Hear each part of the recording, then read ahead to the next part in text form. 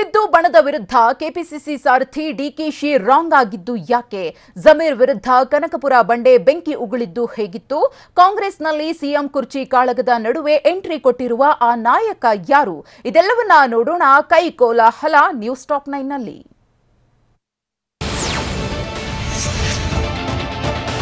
ರಾಜ್ಯ ಕಾಂಗ್ರೆಸ್ನಲ್ಲಿ ಸಿಎಂ ಕುರ್ಚಿಗಾಗಿ ಕಾಳಗವೇ ನಡೆಯುತ್ತಿದೆ. ವಿಪಕ್ಷ ನಾಯಕ ಸಿದ್ದರಾಮಯ್ಯ ಹಾಗೂ ಕೆಪಿಸಿಸಿ ಅಧ್ಯಕ್ಷ ಡಿಕೆಶಿ ಬಣದ ನಡುವೆ ಬಿಗ್ ಫೈಟ್ ನಡೆಯುತ್ತಿದೆ. ಇದರ ನಡುವೆ ಸಿದ್ದರಾಮಯ್ಯ ಮತ್ತೆ ಸಿಎಂ ಆಗಬೇಕು ಅಂತ ಶಾಸಕ ಜಮೀರ್ ಅಹಮದ್ ಮತ್ತೆ ಹೇಳಿರೋದು ಡಿಕೆಶಿಯನ್ನ ಕೆರಳಿಸಿದೆ. ಜಮೀರ್ ಹಾಗೂ ಡಿಕೆಶಿ ನಡುವೆ ಇದೀಗ ಸಂಗ್ರಾಮವೇ ನಡೆಯುತ್ತಿದೆ. ಡಿಕೆಶಿಗೆ ಸಿಟ್ಟು ಬಂದ್ರೆ ನಾನೇನ್ ಮಾಡಕ್ಕಾಗುತ್ತೆ ಅಂತ ಜಮೀರ್ ಹೇಳಿದ್ರು. ಕನಕಪುರ ಬಂಡೆಯನ್ನ ಇದು ಮತ್ತಷ್ಟು ಖುದ್ದು ಹೋಗುವಂತೆ ಮಾಡಿದೆ. ಪಾರ್ಟಿ ಅಧಿಕಾರಕ್ಕೆ ತೆಗೆದುಕೊಂಡು ಬನ್ನಿ. ವಿಪಕ್ಷ ನಾಯಕ ಸಿದ್ದರಾಮಯ್ಯ ಮತ್ತೆ ಸಿಎಂ ಆಗಬೇಕು ಅಂತ ಜಮೀರ್ ಪದೇ ಪದೇ ನುಡಿಯುತ್ತಿದ್ದಾರೆ. ಜಮೀರ್ ವಿರುದ್ಧ ಡಿಕೆ ಶಿವಕುಮಾರ್ ರೊಚ್ಚಿಗೆದ್ದಿದ್ದಾರೆ. ಜಮೀರ್ ಹೇಳಿಕೆಗೆ ಡಿಕೆಶಿ ಕೆಂಡಾಮಂಡಲರಾಗಿದ್ದು ಬೆಂಗಳೂರಿನಲ್ಲಿ ಗುಡುಗಿದ್ದಾರೆ. ಅಲ್ಲದೆ ಬಾಯಿ ಮುಚ್ಚಿಕೊಂಡು ಕೆಲಸ ಮಾಡಬೇಕು ಅಂತ ಜಮೀರ್ ಅಹಮದ್ಗೆ ಡಿಕೆಶಿ ವಾರ್ನಿಂಗ್ ಮಾಡಿದ್ದಾರೆ. ಅಲ್ಲದೆ ಸಿದ್ದರಾಮಯ್ಯ ಬಣಕ್ಕೂ ಕೆಪಿಸಿಸಿ ಅಧ್ಯಕ್ಷ ಡಿಕೆಶಿ ಪರೋಕ್ಷವಾಗಿ ಎಚ್ಚರಿಕೆ ರವಾನಿಸಿದ್ದಾರೆ. ಕೈ ಮನೆಯಲ್ಲಿ ಸಿದ್ದರಾಮಯ್ಯ ಹಾಗೂ ಡಿಕೆಶಿ ಬಣದ ನಡುವೆ ಸಮರ ಸ್ಫೋಟಗೊಂಡಿದೆ.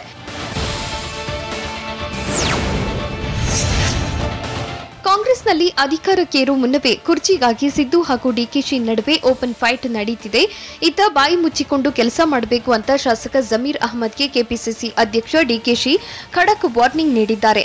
ನನ್ನ ಲೆವೆಲ್ಗೆ ಇದ್ರೆ ಮಾತ್ರ ಮಾತನಾಡಲಿ ಅಂತ ಹೆಸರೆತ್ತದೆ ಜಮೀರ್ಗೆ ಡಿಕೆಶಿ ಎಚ್ಚರಿಕೆ ನೀಡಿದ್ರು. ಮೊದಲು ರಾಜ್ಯದಲ್ಲಿ ಪಕ್ಷವನ್ನ ಅಧಿಕಾರಕ್ಕೆ ತರುವ ಕೆಲಸ ಮಾಡಿ. ಐ ಆಮ್ ಟೆಲ್ಲಿಂಗ್ ಎವ್ರಿವನ್, ನಮ್ಮ ಪಕ್ಷದ ಎಲ್ಲರಿಗೂ ಹೇಳ್ತಾ ಇದ್ದೀನಿ ಅಂತ ಕೆಪಿಸಿಸಿ ಅಧ್ಯಕ್ಷ ಡಿಕೆಶಿ ಗುಡುಗಿದ್ದಾರೆ.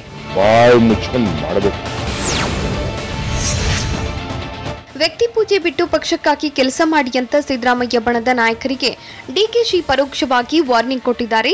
ಮೊದಲು ಪಕ್ಷವನ್ನ ಅಧಿಕಾರಕ್ಕೆ ತರುವ ಕೆಲಸ ಮಾಡಿ, ನಿಮ್ಮ ಸಮುದಾಯಗಳನ್ನ ಕಾಂಗ್ರೆಸ್ನತ್ತ ಸೆಳೆಯಿರಿ.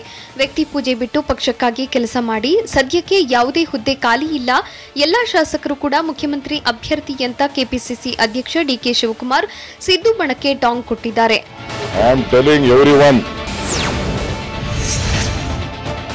ವಿಪಕ್ಷ ನಾಯಕ ಸಿದ್ದರಾಮಯ್ಯ ಮತ್ತೆ ಸಿಎಂ ಆಗಬೇಕು ಅಂತ ಶಾಸಕ ಜಮೀರ್ ಅಹಮದ್ ಪದೇ ಪದೇ ಹೇಳ್ತಿದ್ದಾರೆ.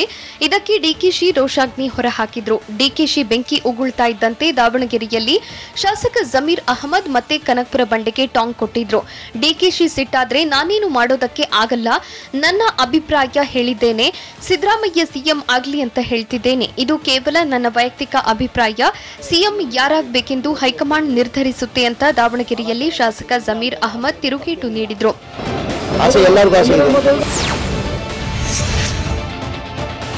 ರಾಜ್ಯ ಕಾಂಗ್ರೆಸ್ ಕೋಟೆಯಲ್ಲಿ ಸಿಎಂ ಕುರ್ಚಿಗಾಗಿ ಸಿದ್ದು ಡಿಕೆಶಿ ನಡುವೆ ಓಪನ್ ಫೈಟ್ ನಡೆಯುತ್ತಿದೆ. ಸಿದ್ದು ಡಿಕೆ ಕುರ್ಚಿ ಕಾಳಗಕ್ಕೆ ಕಾಂಗ್ರೆಸ್ ಹಿರಿಯ ನಾಯಕ ಮಲ್ಲಿಕಾರ್ಜುನ್ ಖರ್ಗೆ ರಾಂಗ್ ಆದಂತೆ ಕಾಣ್ತಾ ಇದೆ.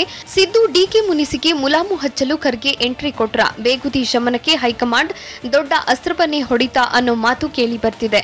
ಸಿದ್ದರಾಮಯ್ಯ ಹಾಗೂ ಡಿಕೆಶಿ ಬಣದ ನಡುವೆ ನಡೆಯುತ್ತಿರೋ ಕುರ್ಚಿ ಕಾಳಗ ಹೈಕಮಾಂಡ್ಗೆ ಬಿಸಿ ತುಪ್ಪವಾಗಿದೆ.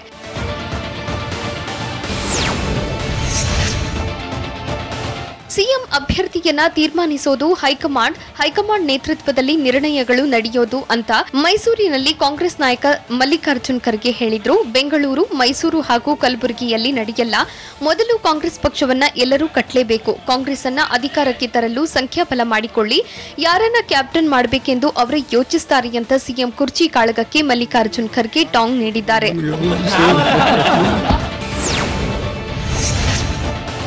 ರಾಜ್ಯ ರಾಜಕಾರಣಕ್ಕೆ ಬರೋಕೆ ಚಾನ್ಸ್ ಕೊಟ್ರೆ ನೋಡೋಣ ಅಂತ ಮೈಸೂರಿನಲ್ಲಿ ಕಾಂಗ್ರೆಸ್ ನಾಯಕ ಖರ್ಗೆ ಹೇಳಿದ್ರು. ನೀವು ಏನಾದ್ರೂ ಚಾನ್ಸ್ ಕೊಟ್ರೆ ನೋಡೋಣ ಅಂತ ರಾಜ್ಯ ರಾಜಕಾರಣಕ್ಕೆ ಬರೋ ಆಸೆಯನ್ನ ಖರ್ಗೆ ಪರೋಕ್ಷವಾಗಿ ತೆರೆದಿಟ್ರು. ನಗುನಗುತ್ತಲೇ ಮಲ್ಲಿಕಾರ್ಜುನ್ ಖರ್ಗೆ ಇಂಗಿತವನ್ನ ವ್ಯಕ್ತಪಡಿಸಿದ್ರು. ಮಾಧ್ಯಮದವರನ್ನ ನೆಪ ಮಾಡಿಕೊಂಡು ನೀವು ಅಂತ ಜನರತ್ತ ಬೊಟ್ಟು ಹೇಳಿದಂತೆ ಮಲ್ಲಿಕಾರ್ಜುನ್ ಖರ್ಗೆ ಹೇಳಿದ್ರು. ಸಿದ್ದರಾಮಯ್ಯ ಹಾಗೂ ಡಿಕೆ ಶಿವಕುಮಾರ್ ಸಿಎಂ ಕುರ್ಚಿ ರೇಸ್ಗೆ ಕೈನಲ್ಲೇ ಅಪಸ್ವರ ಸ್ಫೋಟಗೊಂಡಿದೆ. ಮೊದಲು ಸ್ವಂತ ಬಲದ ಮೇಲೆ ಅಧಿಕಾರಕ್ಕೆ ಬರಬೇಕು ಅಂತ ಬೆಂಗಳೂರಿನಲ್ಲಿ ಟಿವಿ9ಗೆ ಎಂಬಿ ಪಾಟೀಲ್ ಹೇಳಿದ್ರು. ಬಳಿಕ ಸಿಎಂ ಸ್ಥಾನದ ಕುರಿತು ನಮ್ಮ ಹೈಕಮಾಂಡ್ ನಿರ್ಧರಿಸುತ್ತೆ. ಅಧಿಕಾರಕ್ಕೆ ಬಂದ್ಮೇಲೆ ಸಿಎಂ ಅಭ್ಯರ್ಥಿ ಯಾರೆಂದು ಸೋನಿಯಾ ಗಾಂಧಿ ಸಿಎಂ ಅಭ್ಯರ್ಥಿಯನ್ನು ನಿರ್ಧರಿಸುತ್ತಾರೆ. ಕಾಂಗ್ರೆಸ್ನಲ್ಲಿ ವ್ಯಕ್ತಿ ಪೂಜೆ ನಡೆಯೋಲ್ಲ, ಪಕ್ಷ ಪೂಜೆ ಮಾತ್ರ ಅಂತ ಕೆಪಿಸಿಸಿ ಪ್ರಚಾರ ಸಮಿತಿ ಅಧ್ಯಕ್ಷ ಎಂಬಿ ಪಾಟೀಲ್ ಸಿಎಂ ಕುರ್ಚಿ ಕಾಳಗಕ್ಕೆ ಟಾಂಗ್ ಕೊಟ್ರು. ಚುನಾವಣೆ ನಿವೃತ್ತಿಯ ಬಾಂಬ್ ಸ್ಫೋಟಿಸಿರುವ ರಾಜಾಹುಲಿ ಮಾಸ್ಟರ್ ಪ್ಲಾನ್ ಅನ್ನು ರೂಪಿಸಿದ್ದು ಹೇಗೆ? ಪುತ್ರನ ಭವಿಷ್ಯಕ್ಕೋಸ್ಕರ ದಾಳವನ್ನ ಉರುಳಿಸಿದ್ರ ಯಡಿಯೂರಪ್ಪ. ಬಿಎಸ್ವೈ ನಿವೃತ್ತಿ ಸುದ್ದಿ ಕೇಳಿ ಕೇಸರಿ ಮನೆಯಲ್ಲಿ ಕಂಪನ ಎದ್ದಿದ್ದು ಹೇಗೆ? ಇದೆಲ್ಲವನ್ನ ನೋಡೋಣ ರಾಜಾಹುಲಿ ತಂತ್ರ ನ್ಯೂಸ್ ಟಾಪ್ 9ನಲ್ಲಿ. ಮಾಜಿ ಸಿಎಂ ಬಿಎಸ್ವೈ, ಬಿಜೆಪಿ ರಾಜಹುಲಿ ಬಿಎಸ್ ಯಡಿಯೂರಪ್ಪ ಚುನಾವಣಾ ನಿವೃತ್ತಿ ಘೋಷಿಸಿದ್ದಾರೆ. ಪುತ್ರ ವಿಜಯೇಂದ್ರಗೆ ರಾಜಕೀಯ ಕರ್ಮಭೂಮಿ ಶಿಕಾರಿಪುರವನ್ನ ಕ್ಷೇತ್ರಾಭಿಷೇಕ ಮಾಡಿದ್ದಾರೆ. ಬಿಎಸ್ವೈ ಹಠಾತ್ ನಿರ್ಧಾರದ ಹಿಂದೆ ದೊಡ್ಡ ರಣತಂತ್ರವೇ ಇದೆ ಎನ್ನಲಾಗ್ತಿದೆ. ವಿಜಯೇಂದ್ರ ರಾಜಕೀಯ ಭವಿಷ್ಯವನ್ನ ರೂಪಿಸಲು ಬಿಎಸ್ವೈ ಪ್ಲಾನ್ ರೂಪಿಸಿದ್ದಾರೆ ಎನ್ನುವ ಮಾತುಗಳು ರಾಜಕೀಯ ಪಡಸಾಲಿಗೆಲ್ಲೇ ಕೇಳಿ ಬರ್ತಿದೆ. ಸಿಎಂ ಸ್ಥಾನದಿಂದ ಕೆಳಗಿಳಿಯುತ್ತಲೇ ಬಿಎಸ್ವೈ ರಣತಂತ್ರವನ್ನ ರೂಪಿಸಿದ್ದು ಭಾರಿ ಲೆಕ್ಕಾಚಾರ ಹಾಕಿ ರಾಜಹುಲಿ ಚುನಾವಣಾ ನಿವೃತ್ತಿ ಘೋಷಿಸಿದ್ದಾರೆ ಎನ್ನಲಾಗ್ತಿದೆ.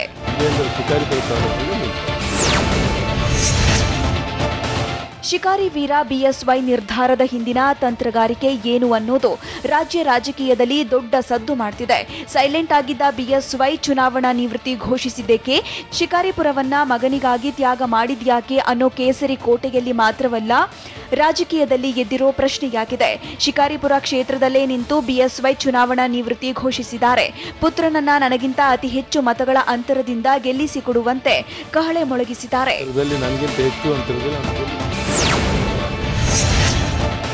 ವಿಜಯೇಂದ್ರ ಭವಿಷ್ಯ ರೂಪಿಸಲು ಮಾಜಿ ಸಿಎಂ ಬಿಎಸ್ವೈ ದಾಳ ಉರುಳಿಸಿದ್ದಾರೆ ಎನ್ನಲಾಗ್ತಿದೆ.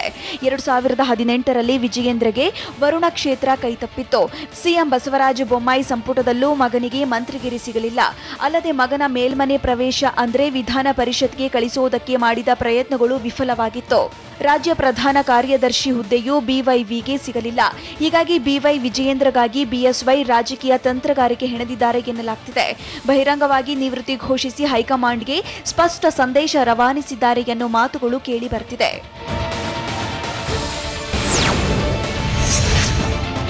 ಮಾಜಿ ಸಿಎಂ ಬಿಎಸ್ವೈ ಕ್ಷೇತ್ರ ತ್ಯಾಗಕ್ಕೆ ಮೋದಿಯೇ ಕಾರಣನ?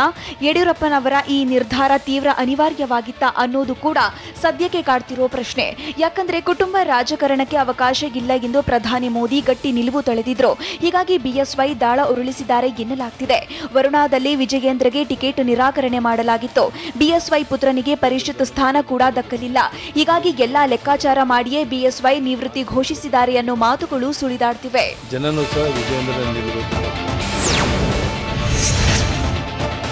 ರಾಜಹುಲಿ ಪದತ್ಯಾಗದ ಬಳಿಕ ಮುಂದಿನ ನಡೆಯೇನು ಅನ್ನೋದು ರಾಜ್ಯ ರಾಜಕೀಯದಲ್ಲಿ ಅಭಿಮಾನಿಗಳನ್ನ ಕಾಡ್ತಿದೆ.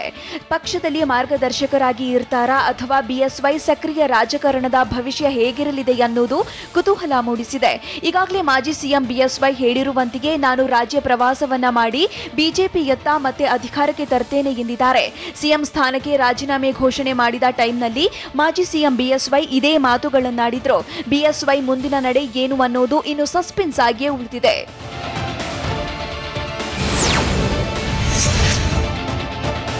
ರಾಜ್ಯ ರಾಜಕೀಯದಲ್ಲಿ ಮಾಜಿ ಸಿಎಂ ಬಿಎಸ್ವೈ ಚುನಾವಣಾ ಆಟ ನಿಲ್ಲಿಸಿದ್ದಾರೆ. ಆದರೆ ಚುನಾವಣಾ ನಿವೃತ್ತಿಯನ್ನ ಘೋಷಿಸಿದ್ರು ಬಿಎಸ್ವೈ ಮೆಂಟರ್ ಆಗಿರ್ತಾರಾ ಅನ್ನೋದು ಬಿಗ್ ಸಸ್ಪೆನ್ಸ್. ಅಲ್ಲದೆ ಪಕ್ಷದಲ್ಲಿ ಮಾರ್ಗದರ್ಶಕರಾಗಿ ರಾಜಹುಲಿ ಇರ್ತಾರಾ ಅನ್ನೋ ಮಾತುಗಳು ಕೇಸರಿ ಮನೆಯಲ್ಲಿ ಸುಳಿದಾಡ್ತಿದೆ. ರಾಜ್ಯ ಪ್ರವಾಸ ಕೈಗೊಳ್ಳೋದಾಗಿ ಬಿಎಸ್ವೈ ಘೋಷಿಸಿದ್ದಾರೆ. ಆದರೆ ಪಕ್ಷ ಹೇಗೆ ನಡೆಸಿಕೊಳ್ಳಲಿದೆ ಅನ್ನೋದರ ಮೇಲೆ ಭವಿಷ್ಯ ನಿರ್ಧಾರವಾಗಲಿದೆ. ಸಿಎಂ ಸ್ಥಾನದಿಂದ ಕೆಳಗಿಳಿದ ಬಳಿಕ ರಾಜ್ಯ ಪ್ರವಾಸದ ಬಗ್ಗೆ ಬಿಎಸ್ವೈ ಮಾತನಾಡಿದ್ರು. 3-4 ಬಾರಿ ರಾಜ್ಯ ಪ್ರವಾಸದ ಬಗ್ಗೆ ಯಡಿಯೂರಪ್ಪ ಹೇಳಿದ್ರು. ಆದರೆ ಹೈಕಮಾಂಡ್ ಬಿಎಸ್ವೈಗೆ ಯಾವ ಜವಾಬ್ದಾರಿ ನೀಡುತ್ತೆ ಅನ್ನೋದರ ಮೇಲೆಯೇ ಎಲ್ಲವೂ ನಿಂತಿದೆ.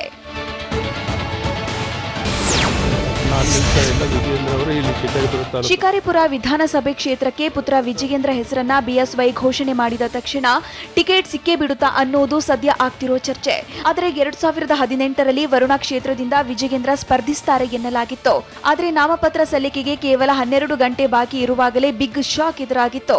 ಬಿವೈ ವಿಜಯೇಂದ್ರಗೆ ನಾಮಪತ್ರವನ್ನ ಸಲ್ಲಿಸದಂತೆ ಹೈಕಮಾಂಡ್ ಸೂಚಿಸಿತ್ತು. ಇನ್ನು ಪರಿಷತ್ ಚುನಾವಣೆಯಲ್ಲಿ ಸಂಭಾವ್ಯ ಅಭ್ಯರ್ಥಿಗಳ ಪಟ್ಟಿಗೆ ವಿಜಯೇಂದ್ರ ಹೆಸರು ಸೇರಿಸಿ ಕೊನೆ ಕ್ಷಣದಲ್ಲಿ ಕೈಬಿಡಲಾಗಿತ್ತು. ಆದರೆ ಬಿಎಸ್ವೈ ಪುತ್ರನ ಹೆಸರು ಘೋಷಣೆ ಹೊರತಾಗಿಯೂ ಹೈಕಮಾಂಡ್ ಬೇರೆಯವರಿಗೆ ಟಿಕೆಟ್ ನೀಡುವ ಸಾಧ್ಯತೆಯೂ ಇದೆ.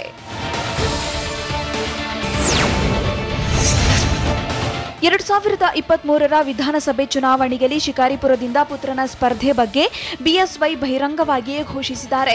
ಆದರೆ ಹೈಕಮಾಂಡ್ ಕಾರ್ಯಕರ್ತರಿಗೆ ಟಿಕೆಟ್ ನೀಡುವ ಮಂತ್ರವನ್ನ ಜಪಿಸಬಹುದು. ಒಂದು ವೇಳೆ ಬಿಜೆಪಿ ಹೈಕಮಾಂಡ್ ಕಾರ್ಯಕರ್ತರಿಗೆ ಟಿಕೆಟ್ ಅನ್ನೋ ಸಂದೇಶವನ್ನ ಪಾಸ್ ಮಾಡಿದ್ರೆ ಬಿಎಸ್ವೈಗೆ ಶಾಕ್ ಎದುರಾಗುವುದು ಗ್ಯಾರಂಟಿ. ಶಿಕಾರಿಪುರ ಕ್ಷೇತ್ರದಲ್ಲಿ ವಿಜಯೇಂದ್ರ ಉತ್ತರಾಧಿಕಾರಿ ಆಗೋ ಆಸೆಯನ್ನ ರಾಜಹುಲಿ ಕೈಬಿಡಬೇಕಾಗುತ್ತೆ ಅನ್ನೋ ಮಾತುಗಳು ಕೇಳಿ ಬರ್ತಿದೆ. ಮುಂದೇನಾಗುತ್ತೆ ಅನ್ನುವುದು ರಣರೋಚಕ ತಿರುವನ್ನ ಪಡೆದುಕೊಂಡಿದೆ.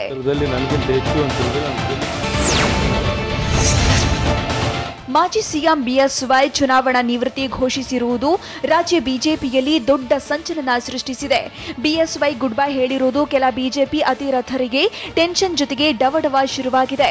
ರಾಜಹುಲಿ ರಾಜಕೀಯ ಯುಗಾಂತ್ಯದಿಂದ ಹಿರಿಯರಿಗೆ ಟೆನ್ಷನ್ ತಂದೊಡ್ಡಿದೆ. 2023ರಲ್ಲಿ ವಯಸ್ಸಿನ ಕಾರಣದಿಂದ ಟಿಕೆಟ್ ಕೈತಪ್ಪುವ ಭೀತಿ ಎದುರಾಗಿದೆ. ಯಡಿಯೂರಪ್ಪಗೆ ವಯಸ್ಸಾದರೂ 2023ರಲ್ಲಿ ಟಿಕೆಟ್ ಸಿಕ್ಕಿದ್ರೆ ತಾವು ಪಕ್ಷದಲ್ಲಿ ಟಿಕೆಟ್ ಗಿಟ್ಟಿಸಿಕೊಳ್ಳಬಹುದೆಂದು ಲೆಕ್ಕ ಹಾಕಿದವರಿಗೆ ಶಾಕ್ ಆಗಿದೆ. ಬಿಎಸ್ವೈ ಸ್ಪರ್ಧಿಸಿದ್ರೆ ತಮಗೂ ಟಿಕೆಟ್ ಡೌಟ್ ಅನ್ನೋ ಭೀತಿ ಎದುರಾಗಿದೆ. 2023ಕ್ಕೆ 75 ವರ್ಷ ದಾಟುವ ಹಿರಿಯ ನಾಯಕರಿಗೆ ಆತಂಕ ಕಾಡ್ತಿದೆ. ಬಿಎಸ್ವೈರ ಚುನಾವಣಾ ನಿವೃತ್ತಿಯಿಂದ ಕೇಸರಿ ಕಲಿಗಳು ಟೆನ್ಷನ್ಗೆ ಬಿದ್ದಿದ್ದು ಯಾಕೆ? ಸಿದ್ದರಾಮೋತ್ಸವಕ್ಕೆ ಟಕ್ಕರ್ ಕೊಡುವುದಕ್ಕೆ ಬಿಜೆಪಿ ಹೂಡಿರುವ ದಾಳ ಯಾವುದು? ಮಹಿಳೆ ಮೇಲೆ ಮಾರಣಾಂತಿಕವಾಗಿ ಅಟ್ಯಾಕ್ ಮಾಡಿ ಅಟ್ಟಹಾಸ ಮೆರೆದಿದ್ದು ಯಾರು? ಇದೆಲ್ಲವನ್ನ ನೋಡೋಣ ಬೆಂಗಳೂರು ನ್ಯೂಸ್ ಟಾಪ್ 9ನಲ್ಲಿ. ಮಾಜಿ ಸಿಎಂ ಬಿಎಸ್ವೈ ಚುನಾವಣಾ ನಿವೃತ್ತಿ ಘೋಷಿಸಿರುವುದು ಕೇಸರಿ ಮನೆಯಲ್ಲಿ ಕಂಪನ ಎಬ್ಬಿಸಿದೆ. ಬಿಎಸ್ವೈ ನಿರ್ಧಾರಕ್ಕೆ ಸ್ವಪಕ್ಷೀಯರಲ್ಲಿ ಆಕ್ಷೇಪ ವ್ಯಕ್ತವಾಗಿದೆ. ಯಡಿಯೂರಪ್ಪ ಹೇಳಿಕೆಗೆ ಆಂತರಿಕ ವಿರೋಧ ಕೂಡ ಈಗ ಎದ್ದಿದೆ. ರಾಜಹುಲಿ ಹೇಳಿಕೆಗೆ ಪಕ್ಷದಲ್ಲೇ ಭಿನ್ನಮತ ಸ್ಫೋಟಗೊಂಡಿದೆ. ಬಿಜೆಪಿಗರು ಬಿಎಸ್ ಯಡಿಯೂರಪ್ಪ ವಿರುದ್ಧ ಮುನಿಸಿಕೊಂಡಿದ್ದಾರೆ ಎನ್ನಲಾಗುತ್ತಿದೆ.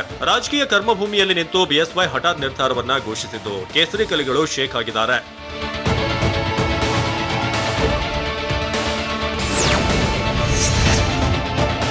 ಪುತ್ರ ವಿಜಯೇಂದ್ರಗೆ ಮಾಜಿ ಸಿಎಂ ಬಿಎಸ್ ಯಡಿಯೂರಪ್ಪ ಶಿಕಾರಿಪುರ ಬಿಟ್ಟುಕೊಟ್ಟಿದ್ದಾರೆ. ಯಡಿಯೂರಪ್ಪ ಹೇಳಿಕೆಗೆ ಬಿಜೆಪಿ ನಾಯಕರಲ್ಲೇ ಭಿನ್ನಮತ ಸ್ಫೋಟಗೊಂಡಿದೆ. ಪ್ರತ್ಯೇಕವಾಗಿ ಅಭ್ಯರ್ಥಿಯನ್ನ ಘೋಷಿಸುವ ವ್ಯವಸ್ಥೆ ಬಿಜೆಪಿಯಲ್ಲಿಲ್ಲ.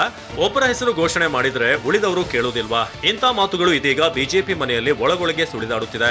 ಏಕಾಏಕಿ ಕ್ಷೇತ್ರಕ್ಕೆ ಅಭ್ಯರ್ಥಿ ಹೆಸರನ್ನು ಘೋಷಿಸಿದ್ದು ಎಷ್ಟು ಸರಿ ಅಂತ ಬಿಎಸ್ವೈ ಹೇಳಿಕೆ ಬಗ್ಗೆ ಬಿಜೆಪಿಯಲ್ಲಿ ಆಂತರಿಕ ಆಕ್ಷೇಪ ವ್ಯಕ್ತವಾಗಿದೆ.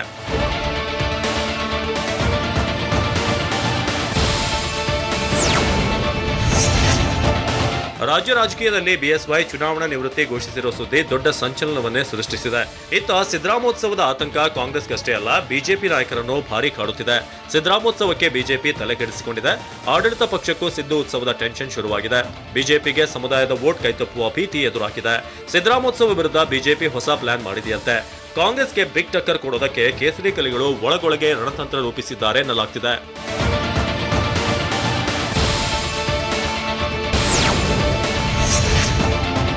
ಸಿದ್ದರಾಮೋತ್ಸವದ ಮೂಲಕ ಬಿಜೆಪಿಗೆ ಶಾಕ್ ಕೊಡೋದಕ್ಕೆ ಕಾಂಗ್ರೆಸ್ ರೆಡಿಯಾಗಿದೆ. ಇತ್ತ ಆಡಳಿತ ಪಕ್ಷ ಬಿಜೆಪಿ ಕೂಡ ಕೈಪಡೆಗೆ ಕೌಂಟರ್ ನೀಡಲು ರಣತಂತ್ರ ರೂಪಿಸಿದೆ. ಸಮುದಾಯದ ಮತ ಬ್ಯಾಂಕ್ ಕೈಜಾರದಂತೆ ಬಿಜೆಪಿ ಪ್ಲಾನ್ ಮಾಡಿದೆಯಂತೆ. ಆಗಸ್ಟ್ 3ರಂದು ಸಿದ್ದರಾಮೋತ್ಸವ ದಿನದಂದೇ ಸಚಿವ ಸಂಪುಟ ವಿಸ್ತರಣೆಯನ್ನ ಮಾಡಿ ಕಾಂಗ್ರೆಸ್ಗೆ ಟಕ್ಕರ್ ಕೊಡೋದಕ್ಕೆ ಪ್ಲಾನ್ ರೂಪಿಸಿದ್ದಾರಂತೆ. ವರಿಷ್ಠರು ಅನುಮತಿ ನೀಡಿದ್ರೆ ಆಗಸ್ಟ್ 3ರಂದು ಶಾಸಕ ಈಶ್ವರಪ್ಪ, ರಮೇಶ್ ಜಾರಕಿಹೊಳಿ ಸಚಿವರಾಗಿ ಪ್ರತಿಜ್ಞಾವಿಧಿ ಸ್ವೀಕರಿಸುವ ಸಾಧ್ಯತೆ ಇದೆ ಎನ್ನಲಾಗಿದೆ.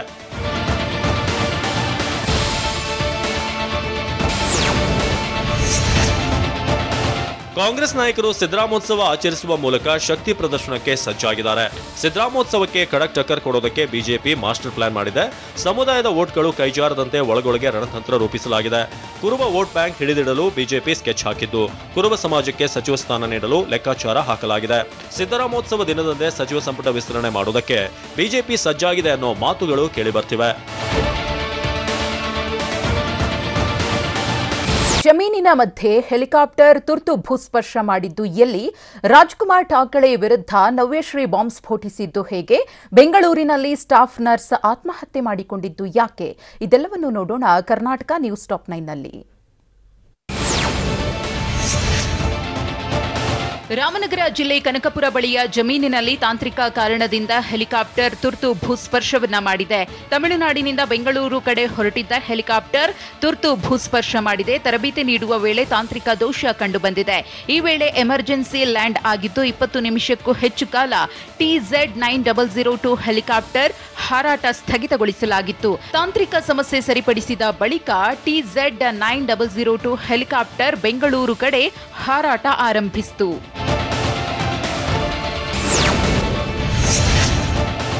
ಬೆಂಗಳೂರಿನಲ್ಲಿ ಮತ್ತೊಂದು ಪ್ರತಿಷ್ಠಿತ ಶಾಲೆಯ ಮೇಲೆ ಎಫ್ಐಆರ್ ದಾಖಲಾಗಿದೆ. ಇಲಾಖೆಯ ಅನುಮತಿಯನ್ನ ಪಡೆಯದೆ ಶಾಲೆ ನಡೆಸ್ತಾ ಇರುವ ಆರ್ಕಿಡ್ ಇಂಟರ್ನ್ಯಾಷನಲ್ ಶಾಲೆಯ ವಿರುದ್ಧ ಎಫ್ಐಆರ್ ದಾಖಲಿಸಲಾಗಿದೆ. ಅಲ್ಲದೆ ಪೋಷಕರಿಂದ ಲಕ್ಷ ಹಣ ಸುಲಿಗೆ ಮಾಡಿರುವ ಆರೋಪ ಕೇಳಿಬಂದಿದೆ. ಬೆಂಗಳೂರಿನ ವರ್ತೂರು ಬಳಿಯ ಹರಳೂರು ರಸ್ತೆಯಲ್ಲಿ ಆರ್ಕಿಡ್ ಇಂಟರ್ನ್ಯಾಷನಲ್ ಶಾಲೆ ಇದೆ. ಪ್ರಸಕ್ತ ವರ್ಷಕ್ಕೆ 77ಕ್ಕೂ ಹೆಚ್ಚು ಮಕ್ಕಳ ದಾಖಲೆ ಪಡೆದು ವಂಚನೆ ಮಾಡಲಾಗಿದೆಯಂತೆ. ಶಾಲೆಯ ವಿರುದ್ಧ ಕ್ರಿಮಿನಲ್ ಕೇಸ್ ಕೂಡ ದಾಖಲಾಗಿದೆ.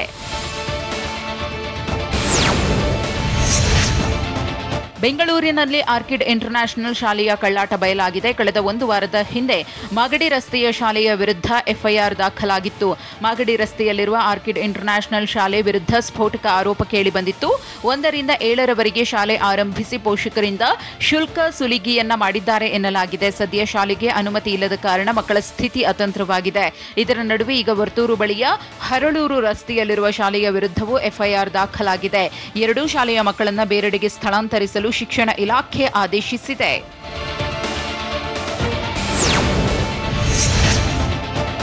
ಹಾಸನದಲ್ಲಿ ಜೆಡಿಎಸ್ ಬಿಜೆಪಿ ಕಾರ್ಯಕರ್ತರ ನಡುವೆ ಮಾರಾಮಾರಿ ಪ್ರಕರಣ ದೊಡ್ಡ ಸದ್ದು ಮಾಡಿತ್ತು. 2 ಪಕ್ಷದ ಕಾರ್ಯಕರ್ತರ ವಿರುದ್ಧ ಪರಸ್ಪರ ದೂರು ದಾಖಲಾಗಿದೆ. ಅರಸೀಕೆರೆ ಗ್ರಾಮಾಂತರ ಠಾಣೆಯಲ್ಲಿ 8 ಜನರ ವಿರುದ್ಧ ಎಫ್ಐಆರ್ ದಾಖಲಾಗಿದೆ. ಜೆಡಿಎಸ್ ಪಕ್ಷದ ಸುರೇಶ್ ಪ್ರಜ್ವಲ್, ರಾಮು ಶಂಕರಪ್ಪ ಮತ್ತು ಬಿಜೆಪಿಯ ಸುರೇಶ್ ಶೇಖರಪ್ಪ, ದೇವೇಗೌಡ, ಸಿದ್ದು ವಿರುದ್ಧ ಕೇಸ್ ದಾಖಲಾಗಿದೆ. ಭೂಮಿ ಪೂಜೆಯ ವೇಳೆ ಶಾಸಕರ ಎದುರೇ ಹೊಡೆದಾಡಿಕೊಂಡಿದ್ರು.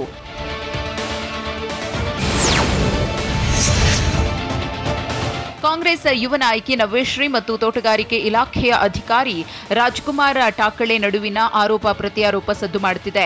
ಅಧಿಕಾರಿ ರಾಜ್ಕುಮಾರ್ ವಿರುದ್ಧ ನವ್ಯಶ್ರೀ ದೂರು ದಾಖಲಿಸಿದ್ದಾರೆ. ಕಿಡ್ನಾಪ್ ಕೇಸ್ ಮತ್ತು ಸಾರ್ವಜನಿಕ ಜೀವನಕ್ಕೆ ತೊಂದರೆ ಕೊಟ್ಟಿದ್ದಾಗಿ ನವ್ಯಶ್ರೀ ಹೊಸ ಬಾಂಬ್ ಸಿಡಿಸಿದ್ದಾರೆ. ರಾಜ್ಕುಮಾರ್ ಟಾಕಳೆ ನನಗೆ ಹನಿ ಟ್ರ್ಯಾಪ್ ಮಾಡಿದ್ದಾರೆ, ವಿಡಿಯೋ ಚಿತ್ರೀಕರಣವನ್ನು ಮಾಡಿ ಹಣಕ್ಕೆ ಡಿಮಾಂಡ್ ಮಾಡಿದ್ರು ಅಂತ ರಾಜ್ಕುಮಾರ್ ಟಾಕಳೆ ವಿರುದ್ಧ ನವ್ಯಶ್ರೀ ಆರೋಪಗಳ ಸುರಿಮಳೆಗೈದಿದ್ದಾರೆ.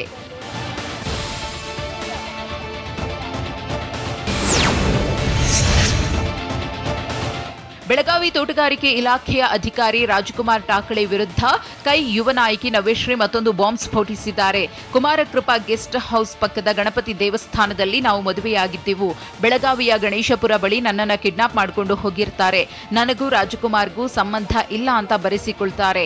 ಇಬ್ಬರು ಮದುವೆಯಾಗಿದ್ದು ನಾನು ಮತ್ತು ಆತ ಹೊರಗಡೆ ಸುತ್ತಾಡಿದ ಫೋಟೋಗಳನ್ನು ಡಿಲೀಟ್ ಮಾಡಿಸ್ತಾರೆ. ಗಂಡ ಅನ್ನೋ ಮುಖವಾಡ ಹಾಕಿಕೊಂಡು ರಾಜ್ಕುಮಾರ್ ಟಾಕಳೆ ಕಿರುಕುಳ ನೀಡಿದ್ದಾರೆ ಅಂತ ಆರೋಪ ಮಾಡಿದ್ದಾರೆ.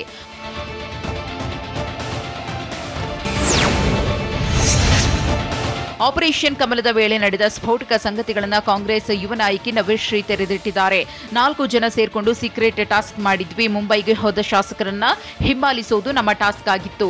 ನಮ್ಮ ಪಕ್ಷದ ಪ್ರಭಾವಿ ನಾಯಕರೇ ನಮಗೆ ಟಾಸ್ಕ್ ಕೊಟ್ಟಿದ್ರು. ಹೋಟೆಲ್ನಲ್ಲೇ ಇದ್ದುಕೊಂಡು ಅತೃಪ್ತ ಶಾಸಕರ ಚಲನವಲನವನ್ನ ಗಮನಿಸುವುದಾಗಿತ್ತು. ಹನಿ ಟ್ರ್ಯಾಪ್ ಮಾಡುವುದು ಇದರ ಉದ್ದೇಶ ಆಗಿರಲಿಲ್ಲ. ನನ್ನ ರಾಜಕೀಯ ಜೀವನಕ್ಕೆ ಮಸಿ ಬಳಿಯುವ ಕೆಲಸ ಆ ಮಹಾನ್ ನಾಯಕರು ಮಾಡಿದ್ದಾರೆ ಅಂತ ನವ್ಯಶ್ರೀ ಹೊಸ ಬಾಂಬ್ ಸಿಡಿಸಿದ್ದಾರೆ.